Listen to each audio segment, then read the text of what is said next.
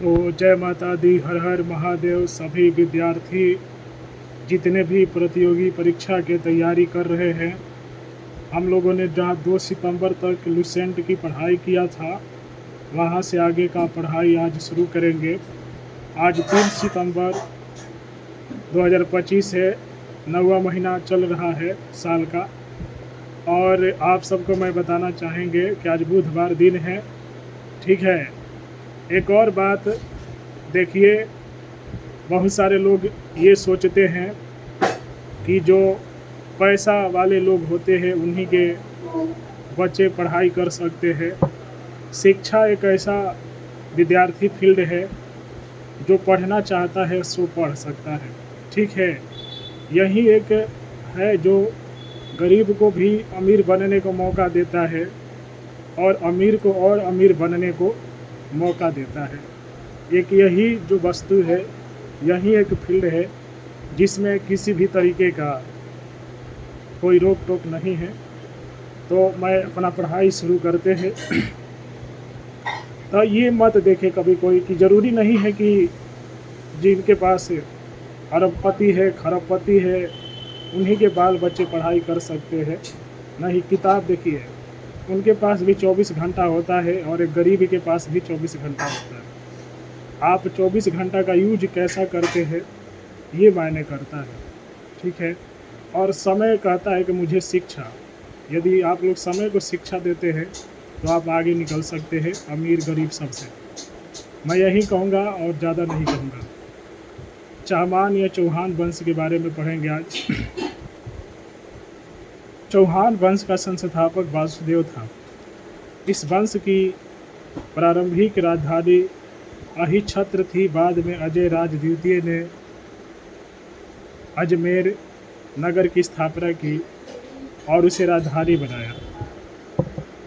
इस और भी आप लोग फील्ड में चले जाएंगे तो उस फील्ड में नेपोटिज्म हो सकता है, लेकिन यही एक है जिसमें नहीं है, और ये आपको जो है कहीं भी पहुंचा सकता है। इस वंश का सबसे शक्तिशाली शासक अरुणोराज के पुत्र विजयराज चतुर्थ विशलदेव 1153 से 1163 हुआ, जिसने हरिकेली नामक संस्कृत नाटक की रचना की।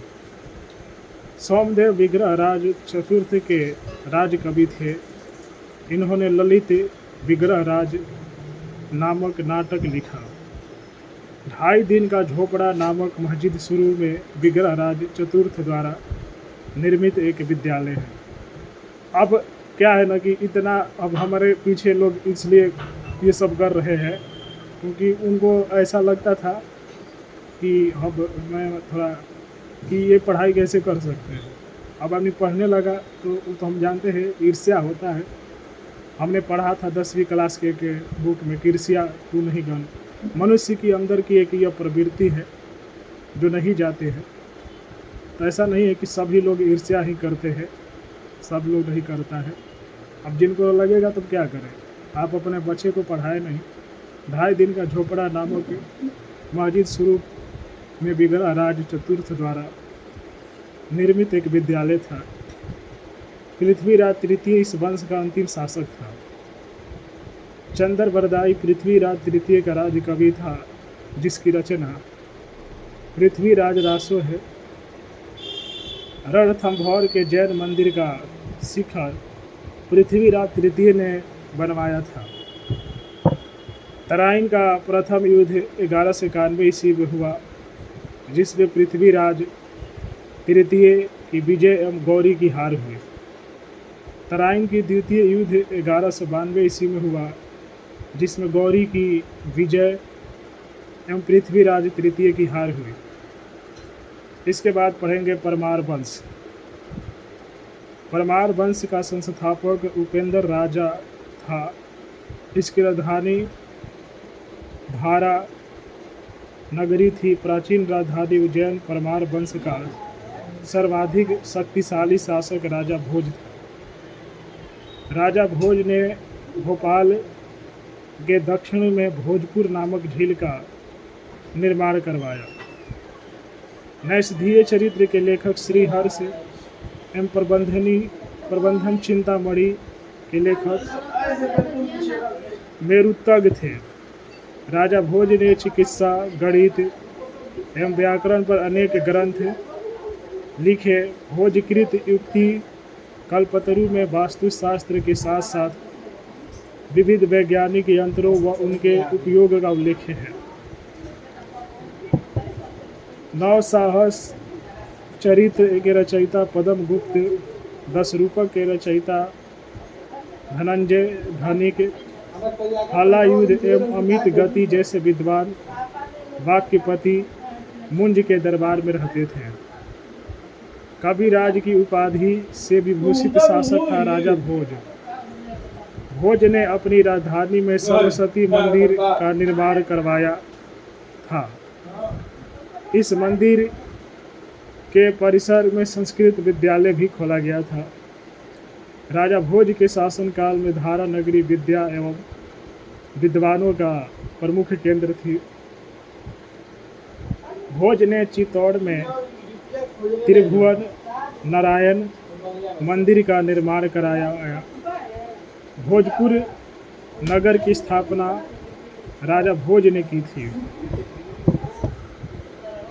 परमार वंश के बाद तोमर वंश का, उसके बाद चहमान वंश का और अंततः 1297 ईस्वी में अलाउद्दीन खिलजी के सेनापति नसरत खां और उलगू खां ने मालवा पर अधिकार कर लिया।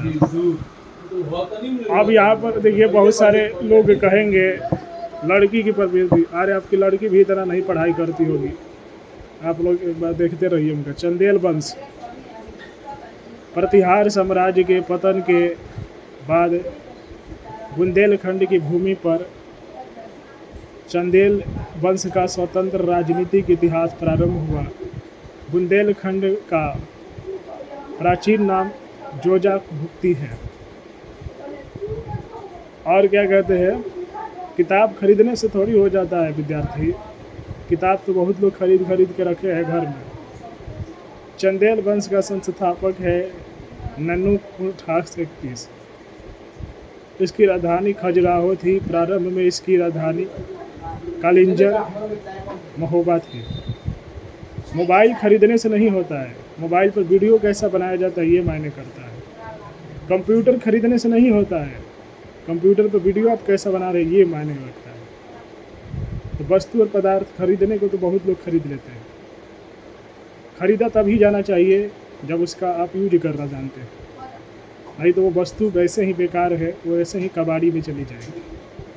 तो उतने ही वस्तु को खरीदना चाहिए जिसका हम अपना जो है यूज कर सकते हैं। ठीक है, हम बहुत लोगों को देखते हैं मोबाइल खरीद लिए है, मोबाइल नहीं चलाने आ रहा है।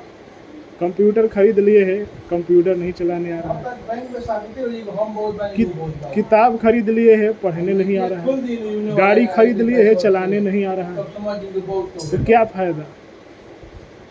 तो कुछ भी खरीद रहे हैं तो उसके पहले अब कहीं नहीं, शाहरुख खान की डायलॉग है कि पहले चांद की ख्वाहिश, अब ख्वाहिश करेंगे तब खरीदिए। ख्वाहिश सही है नहीं है किसी चीज़ के खरीदने के क्या फायदा, रखा रहेगा कबाड़ी में चला जाएगा। इसकी राजधानी खजुराहो थी। प्रारंभ में इसकी राजधानी कालिंजर। राजा धंग ने अपनी राजधानी कालिंजर से खजुराहो में स्थानांतरित की थी। चंदेल वंश का प्रथम स्वतंत्र एवं सबसे प्रतापी राजा यशोवर्मन था। मेरे एक ही विचारधारा है वस्तु, एक कलम भी खरीदे तो इसका पीछे पर्पज होना चाहिए कि क्यों, क्या मैं इसका प्रयोग कर सकता हूँ, खरीदा तो क्यों खरीदा, टारगेट होना चाहिए। तब जाके आप लोग फिजूल खर्ची से बच सकते हैं। चंदेल वंश का प्रथम स्वतंत्र सबसे प्रताप, दिखाने के लिए नहीं, दिखाने के लिए मैं देखता हूँ कि लोग आईफोन खरीद लिए हैं। क्या फ़ायदा आईफोन खरीद के। अब वहीं पर हम देखते हैं कि 500-600 के मोबाइल लेकर कोई आईफोन वालों लोगों के, तो पीछने के पीछे टारगेट होना चाहिए। जब तक टारगेट फिक्स नहीं होगा आप कुछ नहीं कर सकते। यशोवर्मन ने कनौज पर आक्रमण कर प्रतिहार राजा देवपाल को हराया था तथा उससे एक विष्णु की प्रतिमा प्राप्त की जिसे उसने खजुराहो के विष्णु मंदिर में स्थापित किया। मेरे घर कुछ भी खरीदे, हम इसको यहीं पर एंड करते हैं अभी की क्लास। आज 3 हो गया। किसी भी वस्तु को खरीदे, एक कलम भी खरीदे तो पहले उसके एडवांटेज डिसएडवांटेज किस लिए खरीद रहे हैं इन सब की जांच करके, टारगेट क्या है खरीदने के पीछे, उसका उद्देश्य क्या है, तब ऐसा आप करेंगे तो आप जो है एक तरीके से सिविल एजुकेशन मैन कहे जाएंगे। मैं आप लोगों से मिलता हूँ नए वीडियो में। तब तक के लिए आप लोग चैनल को सब्सक्राइब करें, वीडियो को लाइक करें, ज़्यादा से ज़्यादा शेयर करें। हर आप देखिए बहुत सारे लोग जानवर भी पालतू बनाते हैं, कुछ भी क्या टारगेट है, आप पहले टारगेट देखिए कि किसी भी हम तो इसके क्या फ़ायदा है। मैं इसके फ़ायदे यही देखता हूँ कि आपके जीवन में भार कम होगा। मैं देखते हूँ कि व्यक्ति एक है 100 वस्तुएं लेकर घूम रहा है, नहीं, कुछ भी कर रहे उससे पहले सोचिए कि इसका फ़ायदा क्या है, इसका नुकसान क्या है, तब आप जाके एक अच्छा नागरिक बनेंगे। और जो है आपके जीवन में ना दबाव होगा, ना प्रेशर होगा, ना टेंशन होगा, ना कभी आप डिप्रेशन में जा सकते हो। टेंशन किसको होता है, यही वजह है। वीडियो को लाइक करें, शेयर करें। हर हर महादेव, जय माता दी।